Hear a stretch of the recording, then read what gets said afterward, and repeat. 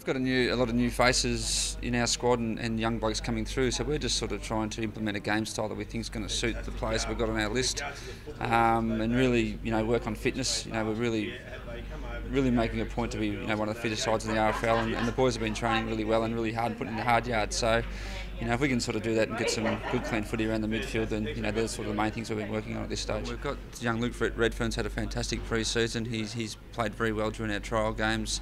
Again, only 16, 17 years of age, and he's got plenty of zip about him. In that same sort of boat, you got Sam Glide, who won our under 17s best and fairest last year.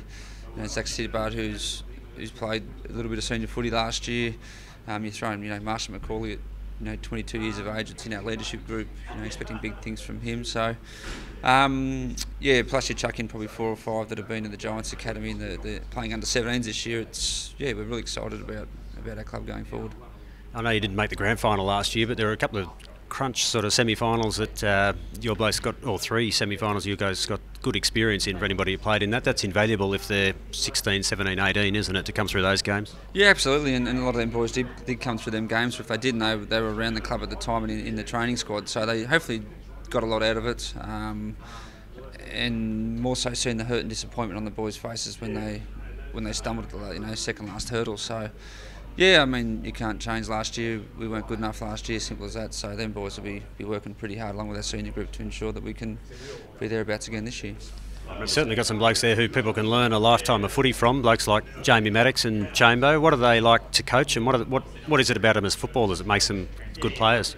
Yeah, I've been privileged enough to coach, Ryan, Jamie, Bedhead have been them sort of blokes for the majority of their football career. So to me, they're just a pleasure to have around the football club, let alone, in your football side. They're excellent role models, both on and off the field.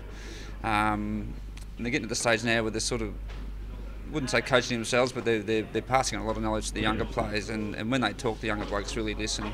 They lead by example on the training track, and that's all we can ask from them blokes. But as I said, I've been very fortunate enough to have a long association with them players. Pete McRae, Rolls Royce, we call him. He's just an absolute machine. We love him out at Coolamon, but coming across from Canberra, where they're probably, it's pretty well known, they don't get a great attendance at their games. They come to Coolamon. It's a small country town. You got cars parked around the fence, and you got a bit of atmosphere that it really struck them straight away. But Pete's been fantastic for our club. He's come and he's won a best and fairest quite clearly, and had no hesitation in coming back for this year. So we're rapt to have Pete involved in our footy club, and I think Pete's just happy to be a part of it as well, so it's a good fit there. Having experienced blokes like that, for you as a coach coming back to the club, it must have been a big thing to know that you can work with the youngsters and you've got those blokes who are there to help you out as well. Yeah, you chuck in, obviously Pete's coached Tuggeranong at NEFL level, so he's no fool and very heavily involved with the Giants Academy. You've sort of got Jamie and Ryan, who have done a fair bit of assistant coaching and been heavily involved also. You're throwing Chris Laddams, who's going to be coming across, and Daniel Johnson's a senior sort of player as well. So yeah, as I said, we've got a lot of good leaders, and it's definitely hopefully going to be our strength this year. I was just about to ask you about Daniel Johnson coming to Coolamon. He's an old Coolamon name too, isn't he? It'd be nice to have him back. Yeah, it's great. Daniel, I think, lived in Coolamon. He's about 4 years old, so his dad coached Coolamon back in the 80s. So, but his dad's still got a great association, Kieran, with the Coolamon Football Club. So, we've been trying to get Daniel for a few years now, and we're very excited that he finally agreed to come to us. And he's got all the great attributes. He's a great bloke off the field, and he'll give his all on the field. So, we hope he enjoys his time, and hope it's he can play out his career at Coolamon Footy Club. Where will he be playing for you this year? Yeah, Daniel will be playing both up forward and through the midfield, so he's very versatile and can fill numerous roles for us.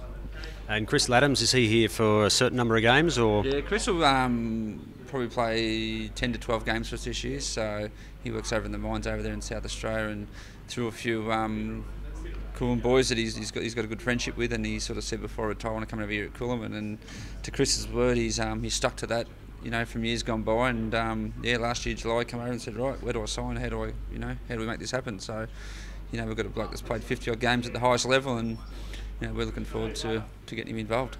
What do you expect to see from him in terms of on-field?